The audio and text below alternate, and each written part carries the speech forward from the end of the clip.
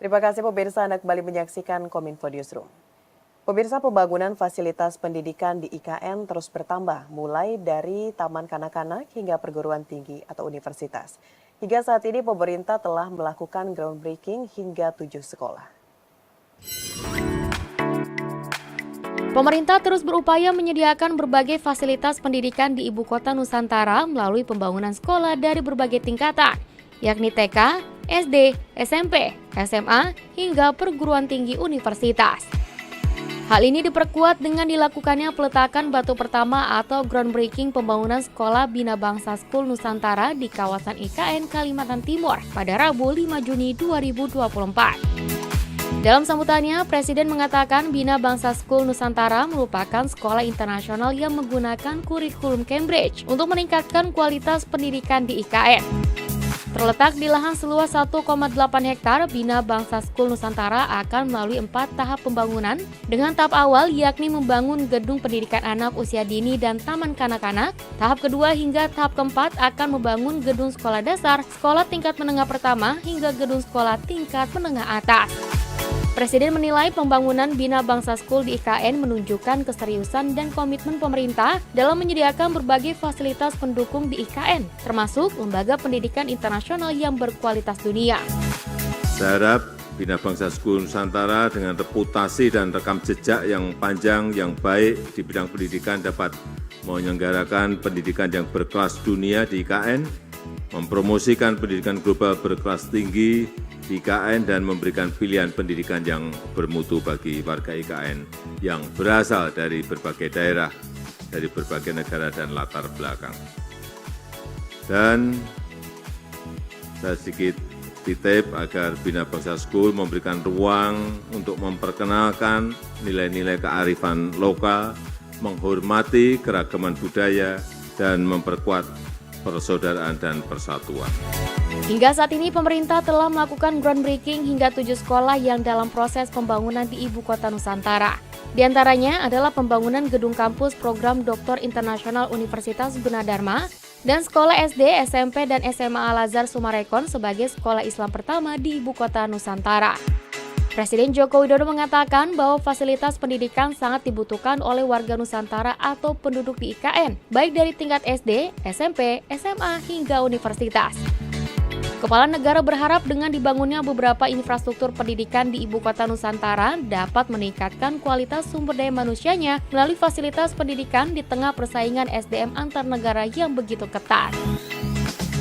Sehingga SDM yang kita miliki nantinya, sumber daya manusia yang kita miliki nantinya akan memiliki kualitas yang sangat baik karena memang sekarang persaingan antar negara, kompetisi antara SDM di sebuah negara dengan negara yang lain ini begitu sangat ketatnya. Tak hanya itu pemirsa, hari ini Presiden Joko Widodo juga meresmikan pembangunan gedung kantor PT Bank Tabungan Negara di Ibu Kota Nusantara. Presiden menilai pembangunan gedung BTN di IKN merupakan langkah yang tepat karena nantinya di IKN akan dibutuhkan pembiayaan yang besar untuk investasi properti.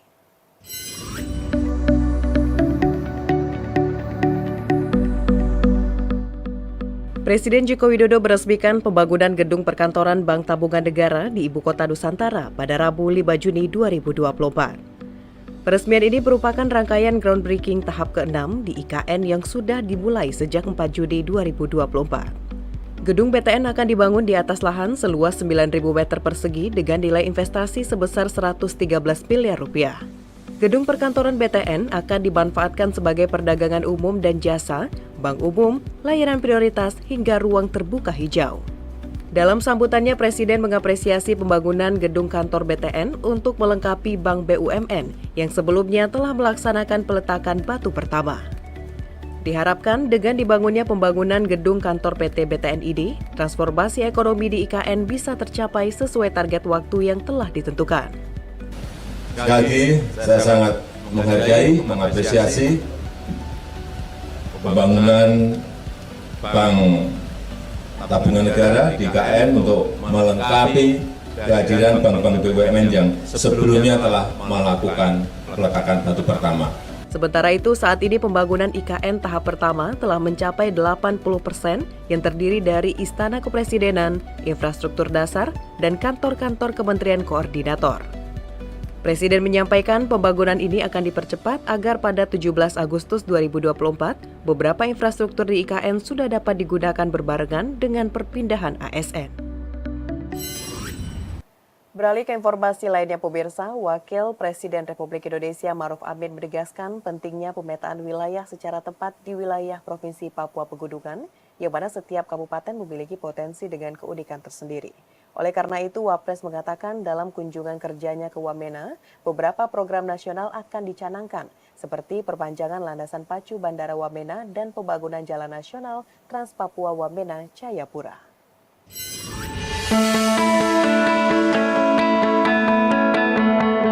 Wakil Presiden Maruf Amin dalam sambutannya pada acara pencanangan program strategis nasional dan Provinsi Papua Pegunungan mengatakan pemerintah akan fokus merumuskan strategi pembangunan yang sesuai dengan kearifan lokal dan konteks wilayah di Provinsi Papua Pegunungan. Wapres mengatakan dalam kunjungan kerjanya ke Wamena kali ini, ia akan mencanangkan program strategis nasional yaitu perpanjangan landasan pacu Bandara Wamena dan pembangunan Jalan Nasional Trans Papua Wamena Jayapura. Pemerintah sangat menyadari tantangan dalam membangun wilayah pegunungan dengan kondisi geografis dan topologis yang sulit, penduduk yang terpencar di gunung dan lembah-lembah hingga aksesibilitas antar wilayah yang terbatas.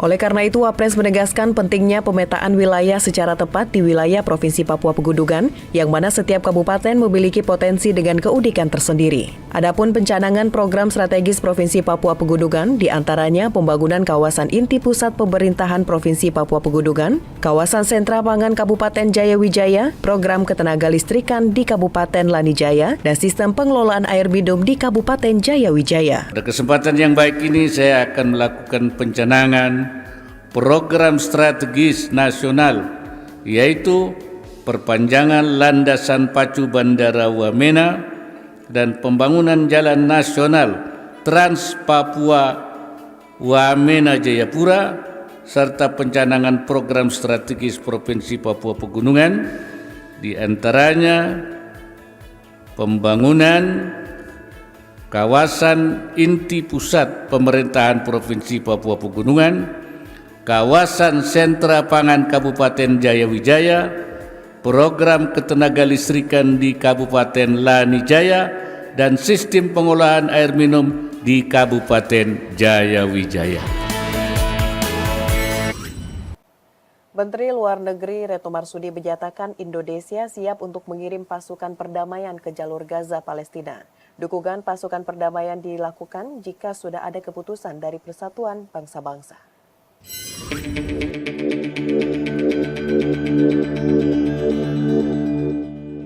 Menteri Luar Negeri Retno Marsudi menyatakan saat ini Israel berupaya melemahkan Agensi Pekerjaan dan Pemulihan PBB untuk pengungsi Palestina di Timur Dekat atau UNRWA agar pengungsi Palestina tidak bisa kembali ke negaranya. Retno menegaskan Indonesia akan terus berjuang melalui Majelis Umum dan Dewan Keamanan PBB agar Palestina diakui sebagai sebuah negara.